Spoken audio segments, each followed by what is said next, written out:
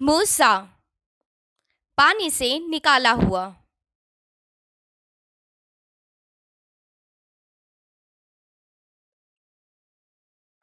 ये मूसा है। मूसा यूसुफ के भाई लावी की नस्ल में से था। यूसुफ और उसके भाइयों के बेशुमार औलाद, पोते पोतियां, नवासे नवासियां थीं जो मिस्र में खुशी से रहते थे। ऐसा हुआ कि एक नए फिरौन ने मिस्र पर सल्तनत करना शुरू की, जो यूसुफ को और उसके काम को जो उसने मिस्र में किए नहीं जानता था।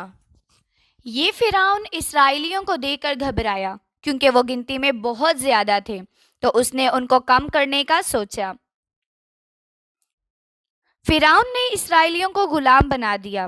उसने उनसे मिस्र के शहर तामीर करवाए और उनसे बहुत मेहनत और मशक्क़त करवाता था, लेकिन उसका मंसूबा नाकाम हो गया क्योंकि इसराइली लोग और भी ज़्यादा होने लगे। तो उसने एक कानून बनाया कि इसराइली लड़के मिस्र में ज़िंदा नहीं रह सकेंगे, और यहाँ से हुई मूसा की कहानी की शुरुआत। जब मूसा पैदा हुआ तो उसकी माँ ने देखा कि वो एक खास बच्चा है, इसलिए उसे 3 माह तक छुपा कर रखा।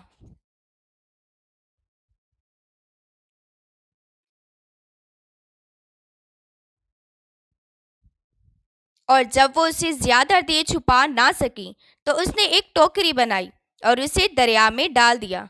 मूसा की बहन वहीं छुपकर देखने लगी कि उसके साथ क्या होता है।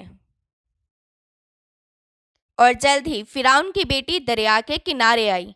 जब उसने टोकरी देखी तो उसने गुलाम को भेजा कि उसको लेकर आए।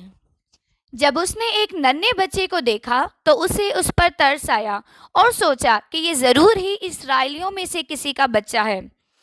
तब मूसा की बहन ने शहजादी से पूछा, क्या मैं कोई इसराइली औरत लेकर आऊं जो इस बच्चे की देखभाल करे? तब मूसा की बहन गई और अपनी ही माँ को लेकर आई।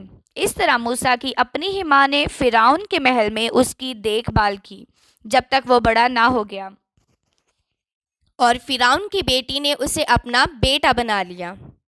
इस तरह वो इस्राएली बच्चा जिसे जिंदा रहने की भी इजाज़त ना थी, वह फिरौन का नवासा बनकर उसके महल में रहा, और खुदा ने उसे एक बहुत बड़े मकसद के लिए तैयार करना था।